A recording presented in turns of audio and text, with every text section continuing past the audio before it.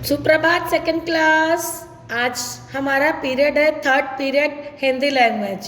तो take out your language book, part 9 विराम चिन्ह।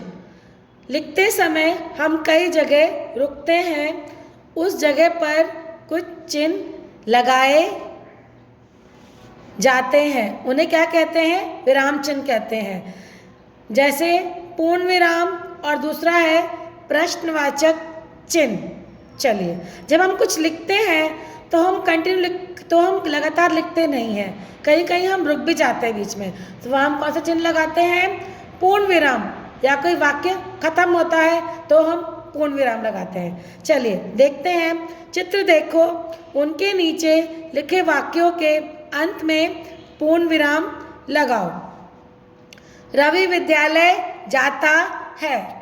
क्लियर समझ में आ रहा है हमें कि वो कहाँ जा रहा है? विद्यालय जा रहा है। तो क्या हम लगा देंगे यहाँ पे? पूर्ण विराम। अगर लिखा हो रवि विद्यालय तो हम कुछ नहीं समझ पाएंगे, लेकिन यह क्लियर है रवि विद्यालय जाता है, पूर्ण विराम। ठीक है, उसके आगे रुचि चित्र बनाती है, पूर्ण विराम लगाएंगे उसके आगे। कुत्ता भौंकता है, पूर्ण विराम। फसल पक गई, पूर्ण विराम लग जाएगा। जहाँ वाक्य खत्म हो वहीं पूर्ण विराम लगेगा।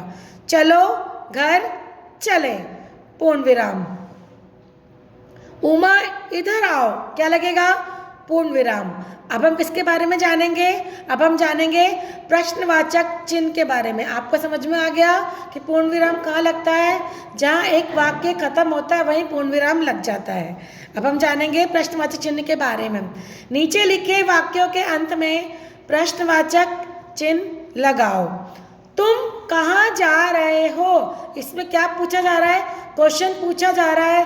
कहाँ? आपको क्लियर नहीं है कि वो कहाँ जा रहा है, तो आप क्या कर रहे हो? प्रश्न पूछ रहे हो। तो हम क्या लगाएंगे? प्रश्नवाचक चिन्ह लगाएंगे। उसके बाद है आप कब आएंगे।